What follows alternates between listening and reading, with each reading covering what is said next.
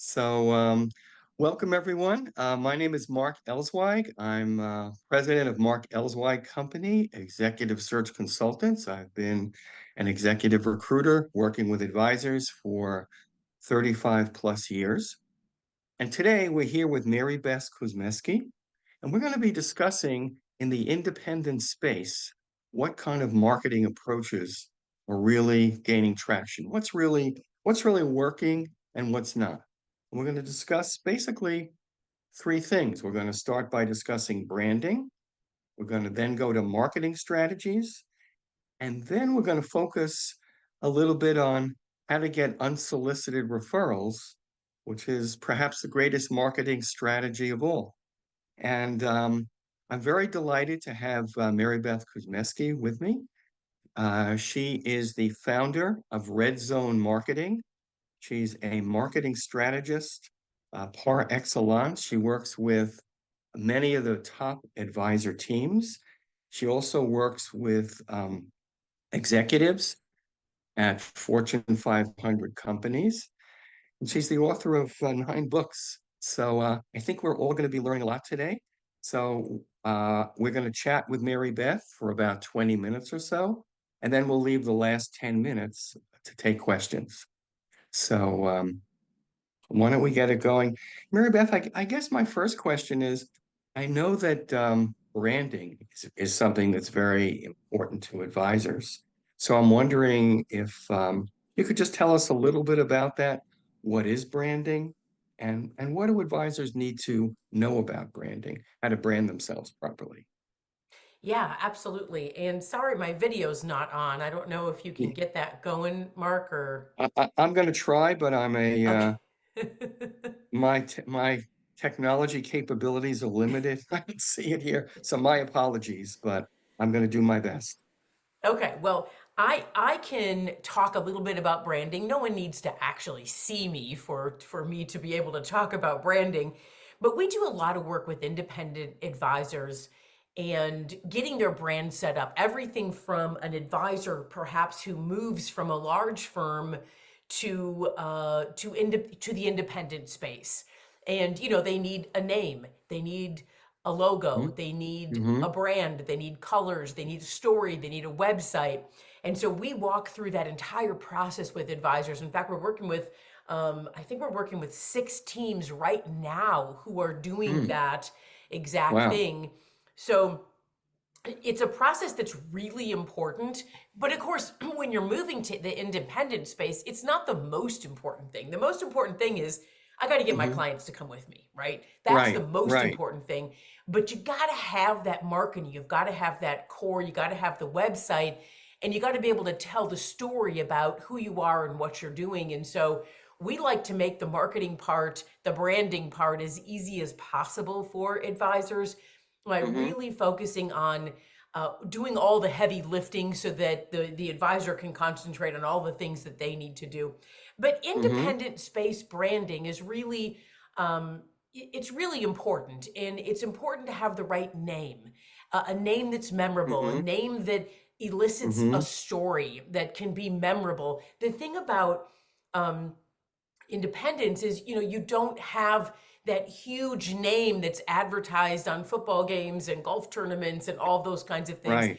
but you still want to be memorable. And so you have to do more grassroots kind of things for that branding piece, which is coming up with a name where you can share the story around the name. And that's one of the key Hmm. things.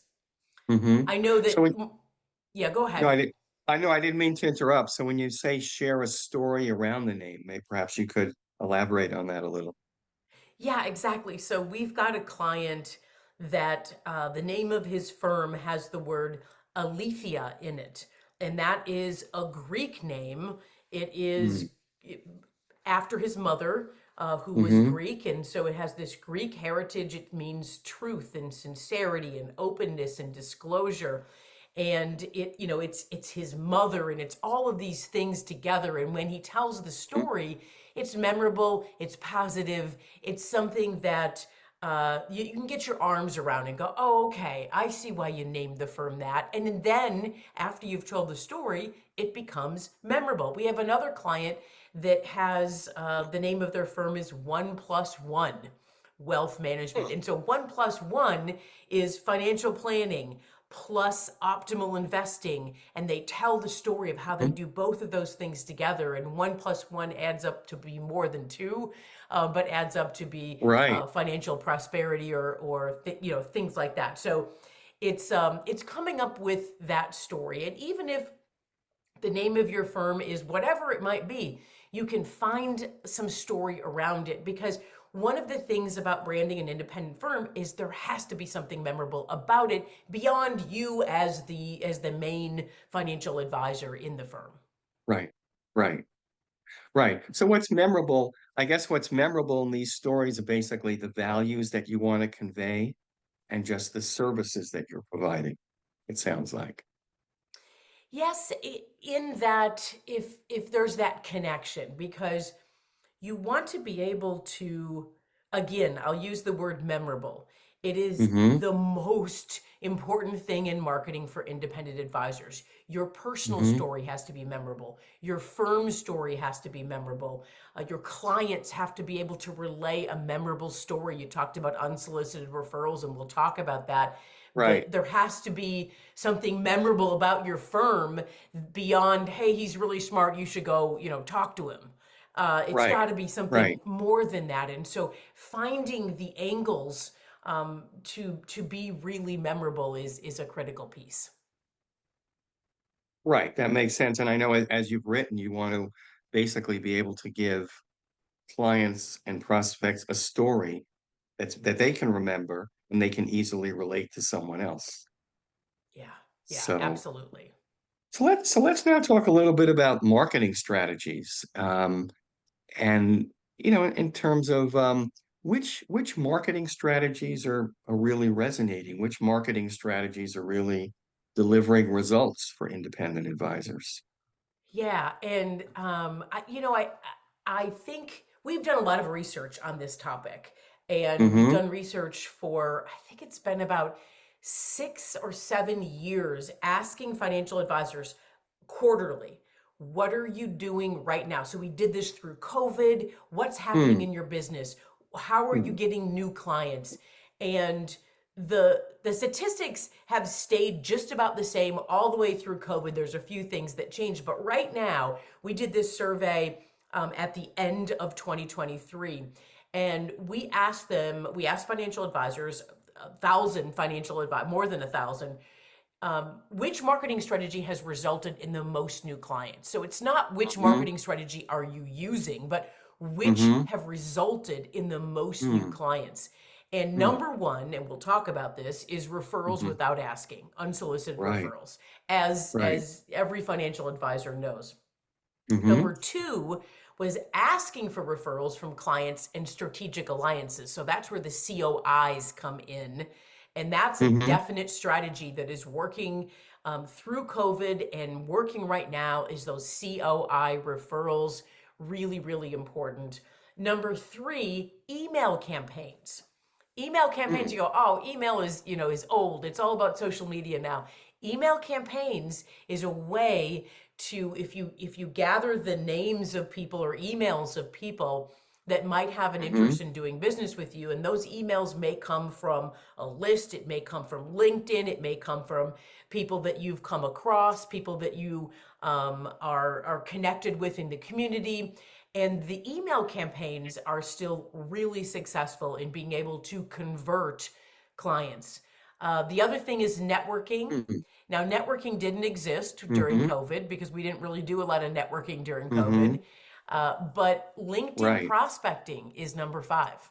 LinkedIn prospecting is Oh. something that a lot of financial advisors go, oh man, I don't want to do a bunch of LinkedIn. It's going to take so long. It's going to take up my whole day. It works. It absolutely works. Mm-hmm, It does take a little bit of time, but I'm talking about 15 minutes, 20 minutes a day, not, hours and mm-hmm, hours and hours. Younger advisors have found a way to really use LinkedIn prospecting successfully. Some of mm-hmm, the older financial advisors have quite a referral base and don't really need to get into prospecting via LinkedIn. But if you're looking to get new clients, That's a way to do it. Mm-hmm. And number 6 on the list is uh, Hmm. is events.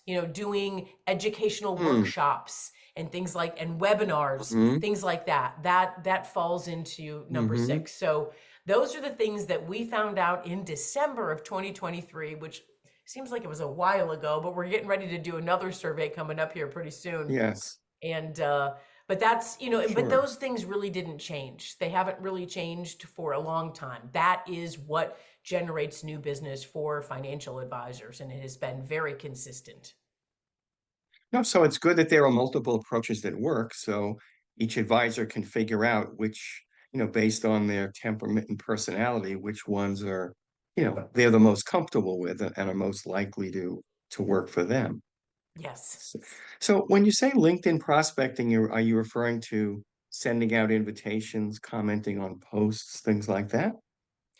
Well, yes, there's really a process of doing this, and I know that you know about this. Mm-hmm. You know, some of the firms that are able to do that, like Charlie Van Derven's firm. I mean, this really really works by being able to, number one, connect with people. Number two, communicate with those that you've connected with via Mm-hmm. sending a direct message or commenting Right. if it's someone's birthday or they change jobs or something happens significant. They publish something, you make a comment on their post, things like that. Those things all are important with this piece of LinkedIn prospecting, but it's connecting with a certain amount of people every single day, commenting on a certain amount of people every single day that you're already connected with, and then sending out some direct messages, inviting people to be a part of a group that you might have established on LinkedIn, and just sending things Mm-hmm. maybe of value to people. It's not about selling, but it's about Right. communicating, and that really has Right. It's worked. about And then, providing value. yeah, and then we have Providing value advisors. and as you say, communicating with people.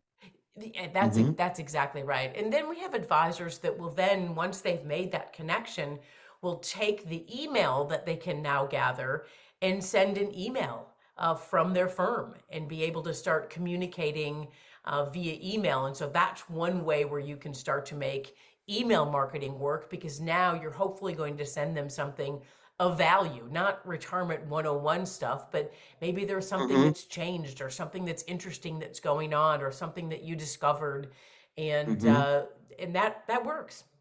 Yeah, well, no, it's kind of having all these options is really makes it kind of an exciting world. So that's really oh, that's really good. So I wanted just to also ask you about unsolicited referrals because I know you've written a lot about it, and that's obviously an advisor's dream. Somebody contacts you that you didn't have to chase down. So perhaps if you could tell us a little bit about how that works and how advisors can position themselves to get unsolicited referrals. Yeah, I think one of the things, and I'll start from the beginning of where I think really we need to start thinking about in our practice. Number one Mm-hmm. is, I think that a lot of advisors will bury the lead. And the lead is spelled LEDE. Mm-hmm. It's a journalism term. The lead Right. in a news article is the first paragraph. You watch Yes. news, and the first thing that the announcer says is the lead. They're not, talking about a whole bunch of stuff and then 20 minutes later they get into the most important thing. It's like saying, Mm-hmm. well, there was, 3,000 cars that traveled on I-35 today through this one particular intersection, and they go on and on about that. And then they say later, and there was an accident where 3 people were killed. No, they start off with, there was an accident where 3 people were killed. All the Right. other stuff is less important. And I think for financial advisors, sometimes we bury the lead. What is the most important thing about you and your practice? The most Mm-hmm. important thing, the most powerful thing. And a lot of times, it's actually the advisor and the team that works there. And we don't talk Mm-hmm. about that. Some advisors Mm-hmm. don't even want to write their bio out. They Mm-hmm. go, no one really cares about the personal side of my business, the personal side of me. That's where Mm-hmm. the connection comes. That's how we decide to do business with somebody. And so being able to not bury that lead is one of the ways, and we call it converting referrals, because you know you're going to get referrals from your clients because you're doing a good Mm-hmm. job. They really love you. They're going to give you referrals. The question is, when they get to your website, do they go, oh my gosh, this is somebody I think I could connect with? Or does it Mm-hmm. look like somebody who is going to be judgmental and somebody who has won all Mm-hmm. these sales awards and things like that? And sometimes the messages we send are contradictory to what we are really, really good at. And that is a lot of cases for advisors. It's relationships, it's connections with the clients, it's getting them to be a better steward of their money, but it's through the relationship that they have. But they don't talk about relationships, they don't talk Right. about themselves. I mean, relationships are people dealing with each other. Mm-hmm. Mm-hmm. So we really think that having a great bio is really important because when someone gets to Mm-hmm. your website, they will spend about a minute and 30 seconds max on your website to decide whether they should invest their life savings with this person or at least meet with them. Mm-hmm. So it seems like that's not a very long time, but that's about how much time that they spend on average. Mm-hmm. And Mm-hmm. the first thing they do is they get to the home page. And the second thing they do is they click on the team page or the bio. They want to know Right. who I'm going to meet with. And Right. we always tell advisors, you got to tell your story. You got to tell your story. And it's not just how many awards you won and the fact that you do financial planning and investment management. It's about you. And so we had an Mm-hmm. advisor, very seasoned advisor, really, really a great financial advisor for many, many years. And I said, you need to have something personal in your bio. And he said, no, nobody cares about that. I don't want to diminish Mm-hmm. what I've done as a financial advisor by talking about, my pets and things like that. And I said, you're wrong. Let me prove it to you. So we did a focus group and we used his Mm-hmm. bio Mm-hmm. and we had 5 people read the Mm-hmm. bio and get through, the whole bio. And then we said, took the bio away from them and said, what do you remember about the bio? And his cat Oscar was the number one thing that they remembered. And so and Mm-hmm. that's I'm talking about being memorable, being a real person, Mm-hmm. finding those Mm-hmm. connection points. And Mm-hmm. does that make him a great financial advisor because he put something about his cat Oscar? No. It helps people connect with them when they've already been referred by your great clients, coming to your website and finding a point of connection that this is a real person that I could trust that's probably not going to be very judgmental. He seems like a lot like me.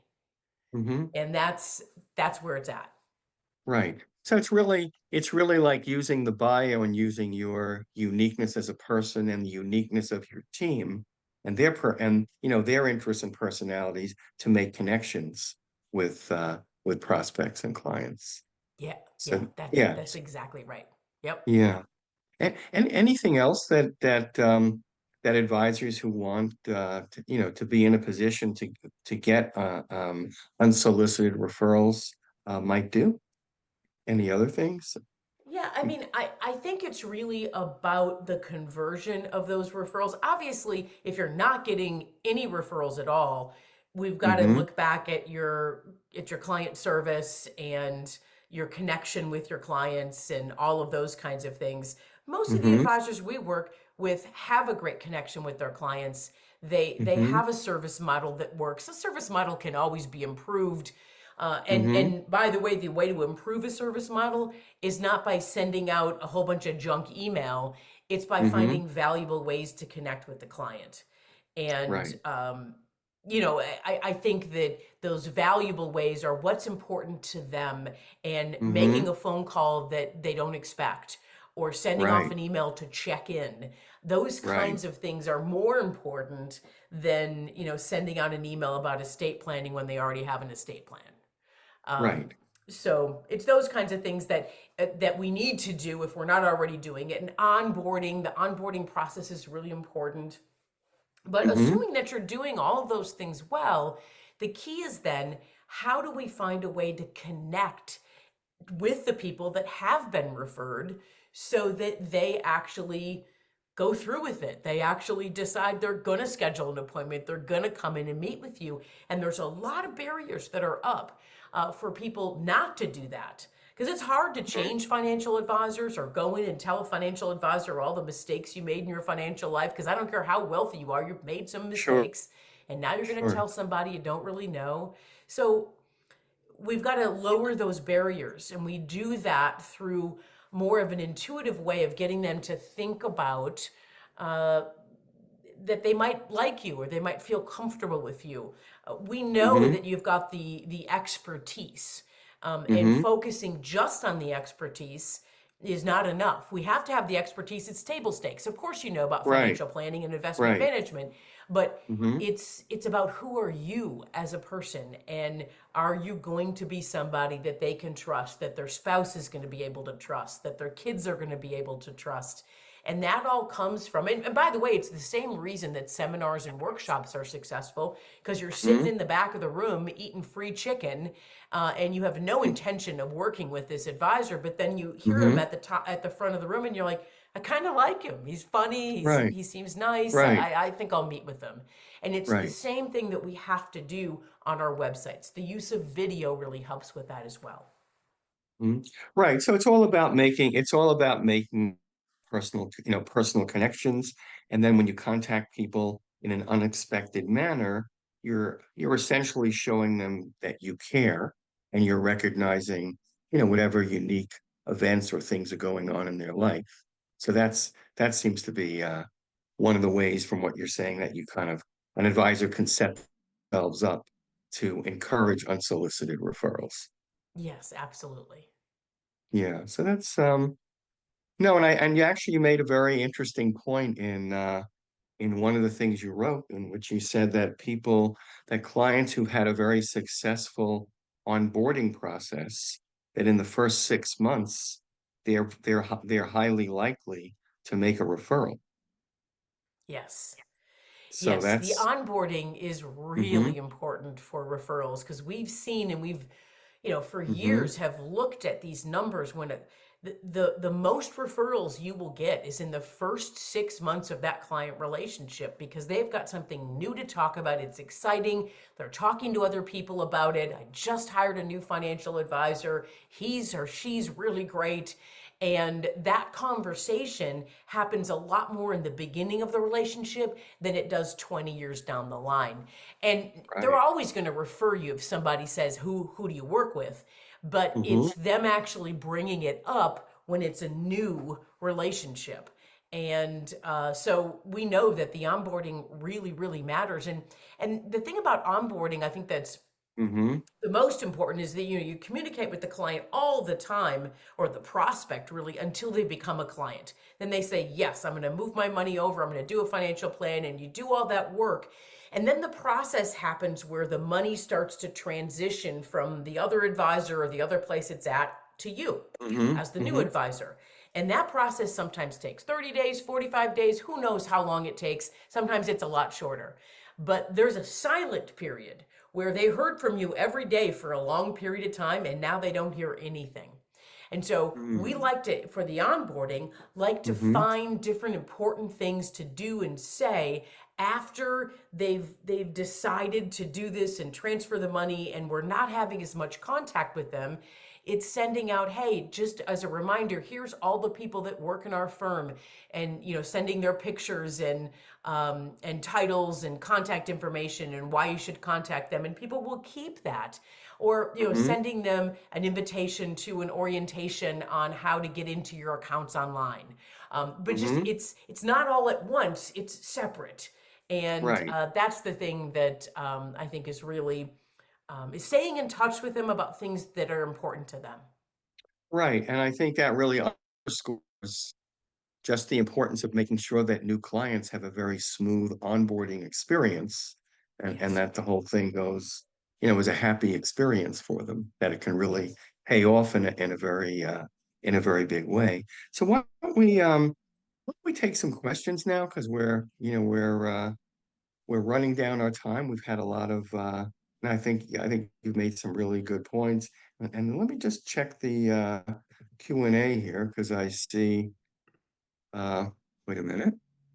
Well, one question I see here, someone wanted to know, um, basically, when you make a marketing plan, how often should a marketing plan be reviewed?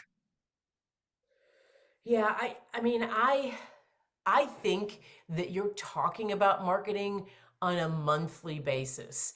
Now, Okay. it's maybe not the whole plan that you're going over monthly, but it's certainly the strategies that you're implementing. Are they working? Are they not working?